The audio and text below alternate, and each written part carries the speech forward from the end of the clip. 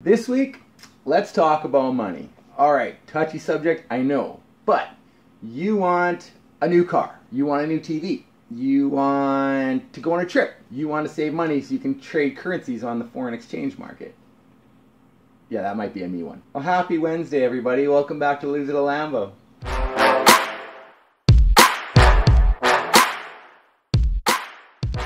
I talk to people all the time about what they want, what their goals are, what their dreams are, so I can better understand where other people are going with their lives, how they use their money, what they're doing with their lives, where they want to go, and how they're doing it.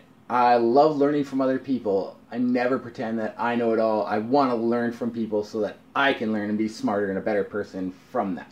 So when I ask somebody more successful than me about what I can do to get better control over my money, better control over my life, and know that I'm actually making progress towards my goals, they referred me to a book. This one, The Wealthy Barber, right? By David Chilton.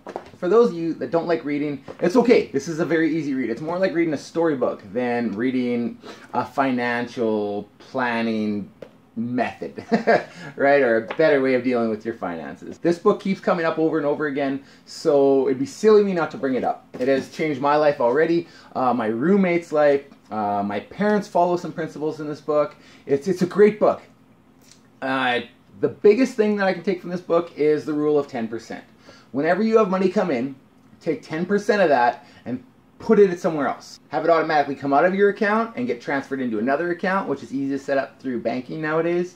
Another option is just take the money out, put it somewhere safe, whatever works best for you. But don't have that 10% in with the other money. Just be like, oh, I'll remember that this much belongs in there. It won't work. It has to be one of those out of sight, out of mind things. What you're going to do is take 10% of every income that you get. So if you work 2 jobs, take 10% of every paycheck. Take that, throw it in there. If you get money from the government, say tax return, take that, 10% of that, boom, throw it in another account. It builds up. Even if it's really small amounts, it does build up over time to the point where even with myself being on EI and being able to do really any work now because of my recent back surgery, I am wearing a back support brace right now. Even with that, I have managed to put away almost enough money for trading foreign exchange on the foreign exchange global market. I recently got some money from family. That's all going towards there. It's important to pay yourself back. It's not good to look at your life and be like, you know, I work so hard all day and there's nothing to show for it. Nothing will run you down to the ground faster than that. I promise you. It's a big downward spiral and it's easy to get caught in. And if you get caught in that, it's hard to get out. Not impossible, of course, but hard. So it's important for your subconscious, for your mind to know that all this work is going to give you something back that you kind of really want besides being able to make your payments on your rent or mortgage or your car payments and buy food, spend it on your kids and all that. You need some left.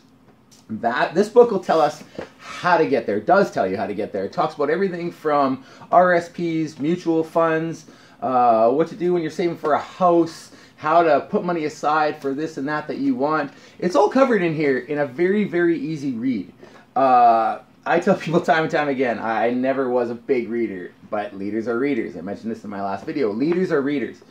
And why try to learn everything you can from little stray pieces of information instead of going to people who've had success, asking them how they did it, following their advice because they've made the mistakes and this is what worked for them. Now, it doesn't mean for sure it's going to work for me or you, but it worked for them, and at least that's a sign showing that this can work. This book does work. You know, I find that I laugh at the school system sometimes nowadays, and I'm sorry for that, but, you know, there's so much attention into some details that I wish they would have taken time off some of that stuff and given it to something more life-based, something that you can actually use in the real world. I mean, I took math A, B, C, 30 all through high school. I didn't do calculus. Sorry. But I don't remember the last time I used a quadratic polynomial equation in day-to-day life. Could I have used how to write a living will? That's in here. Yep, could have used that. Could I have used information on how to plan for my future and starting at my very first job, taking 10% off of every check, put in an account? By now I would have hundreds of thousands of dollars. Do you believe that? I would have hundreds of thousands of dollars if I would have done that from my very first job till now. Did I? No. Is it my fault? Not really. I didn't know better. That doesn't make it any better, but that was the case. I was never taught it, and I wish I would have been. There's a lot of things that we're not taught about money and how to deal with our money and how to look at money, how we feel about money. And books like this are great because it helps us people out. Us people learn how to deal with this stuff, how to manage it better, how to not look at money in such a negative way, how to make money work for us, not just working for money.